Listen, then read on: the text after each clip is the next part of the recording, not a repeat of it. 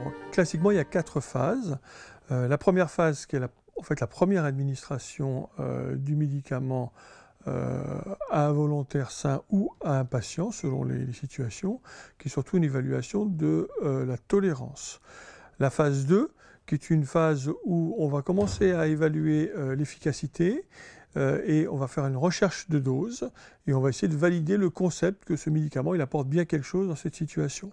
Et ensuite la phase 3, qui est en fait je dirais ce qu'on appelle les essais pivots finalement, qui vont être réalisés sur des grandes cohortes de patients pour démontrer réellement le bénéfice clinique. On va faire une hypothèse, on va dire par exemple le produit il est meilleur qu'un produit de référence de 20%, on va calculer un effectif et on va faire l'essai sur l'effectif nécessaire, c'est parfois 300, 400, 500, 800 patients qui vont être tirés au sort pour avoir soit le produit d'expérimentation, soit le produit de référence.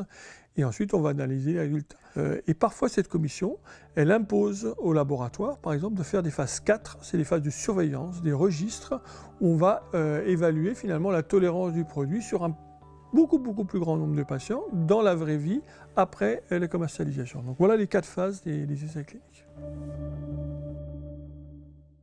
Les acteurs de la recherche clinique, c'est avant tout le promoteur qui est le sponsor, la personne qui prend la responsabilité de l'essai clinique et qui le finance. Les acteurs des essais cliniques sont tout d'abord les patients. Sans patients, on ne peut pas faire un essai clinique et sans leur participation, on ne peut pas faire un essai clinique. Un médecin est aussi important. Dans un essai clinique, il porte le nom de médecin investigateur parce que c'est lui qui va investiguer les effets du produit, du médicament. Et donc c'est lui qui suit les patients, qui les recrute et qui les suit. Et ce qui est également très important, ce sont les infirmières, parce que dans les essais cliniques, il y a souvent des prélèvements. Quelquefois, il y a aussi ce qu'on appelle des attachés de recherche clinique, c'est-à-dire des professionnels de la recherche clinique qui vont justement aider le médecin à réaliser l'essai clinique comme il est convenu de le réaliser. Alors le cobaye, c'est un animal, ce n'est pas un être humain. Actuellement, en France, et depuis très longtemps, l'un des fondamentaux de la recherche clinique, c'est le fait qu'un patient ne peut pas participer à un essai sans avoir donné son accord, son avis.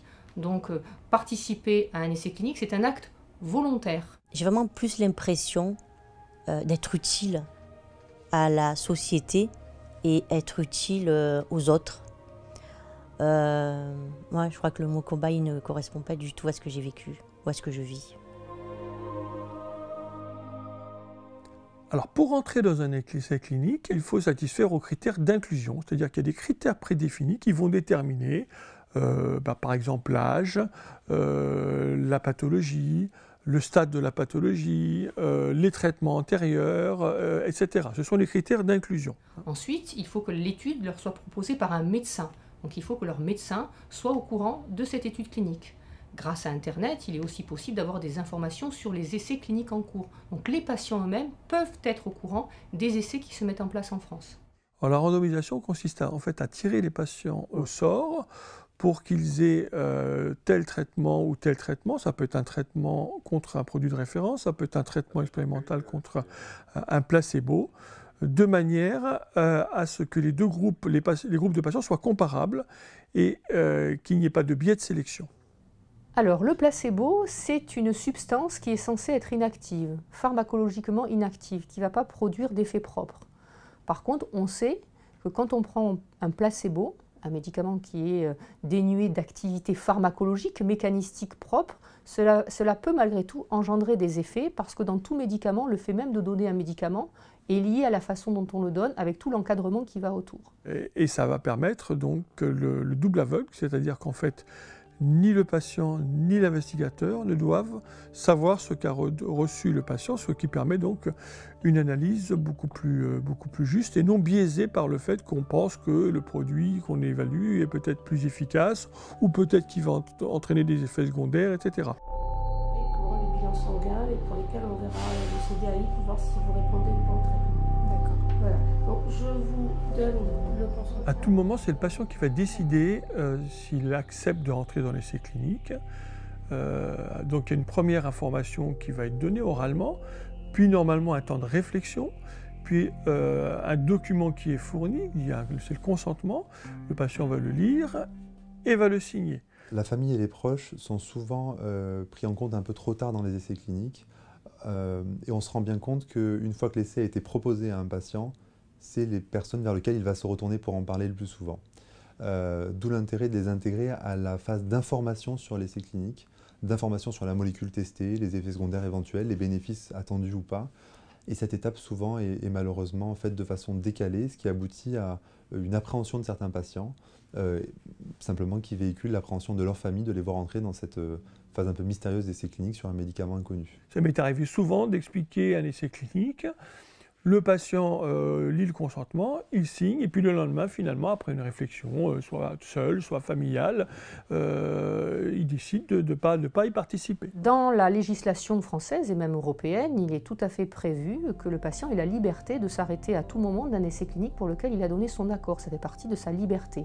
Ce qui est malgré tout important, c'est qu'il en informe le promoteur, le médecin qui le suit, parce qu'il est toujours embêtant de ne pas avoir de nouvelles d'un patient qui participe à un essai. Bien entendu, on ne va pas aller contre son choix, c'est son choix individuel et on le respecte.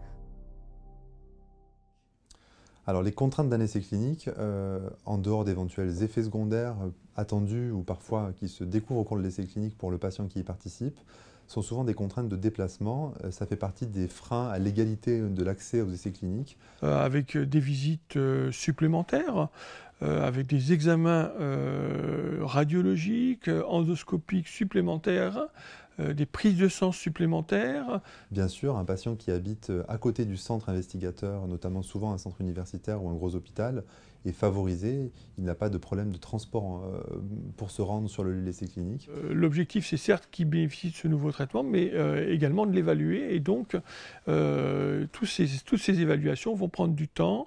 Et c'est vrai que certains patients qui ont des activités professionnelles ne peuvent pas se libérer pour participer aux essais cliniques. Il faut vraiment en parler avant. Plus on est transparent, plus on explique, et mieux ça va se passer en fait. Alors, de plus en plus, ces patients sont loin du centre où a lieu l'essai clinique. Et il faut savoir que dans la recherche clinique actuellement, tout est pris en charge. Il n'y a pas normalement de surcoût pour l'établissement de santé, et évidemment encore moins pour le patient. Et donc tout est organisé pour que la prise en charge soit faite. Et même le plus souvent, c'est pour que le patient n'ait même pas à avancer l'argent. Un essai clinique, c'est un processus qui est long, mais qui est très rigoureux, donc nécessairement qui a besoin d'être encadré. En France, la législation est très rigoureuse, pas depuis que l'Europe existe, mais même avant. Il y a eu la loi Urié-Seruskla, du nom de ces deux sénateurs, et depuis, il y a la directive européenne. C'est quelque chose qui est très encadré. On a besoin de l'autorisation de l'Agence du médicament, on a besoin de l'avis favorable du comité de protection des personnes, et c'est grâce à ces deux sésames qu'un essai clinique peut commencer. Pour nous, il est essentiel que la personne soit bien informée avant de prendre sa décision. Il faut qu'elle la prenne en toute connaissance de cause. Éviter à tout prix que le malade désemparé dise oui à un médecin sans avoir mesuré toutes les contraintes qui vont peser sur elle pendant l'essai et tous les risques qu'elle prend. Alors, il y a plusieurs moyens d'accéder à un essai clinique et de savoir qu'il existe. Tout d'abord, il y a les associations de patients. Les associations de patients, notamment dans les maladies rares, qui sont de plus en plus des acteurs eux aussi de la recherche clinique. Ils sont contactés de plus en plus en amont et devraient l'être si ce n'est pas le cas, pour être aussi des acteurs et faire connaître l'existence d'un essai clinique. C'est aussi par Internet. Internet, il y a des avantages, il y a des inconvénients. Certains sites sont français. Et malheureusement, il faut dire les choses comme elles sont, ces sites ne sont pas suffisamment remis à jour, actualisés, pour être sûr d'y trouver de façon exhaustive tous les essais qui pourraient concerner un patient en France. Il ne faut donc pas hésiter à aller sur un site anglo-saxon, américain, qui répertorie à ce jour tous les essais cliniques déclarés au niveau mondial, qui s'appelle clinicaltrial.gov, et qui permet de retrouver géographiquement, dans son pays, éventuellement même dans sa ville, les essais qui sont en cours ou les essais même terminés pour une pathologie précise.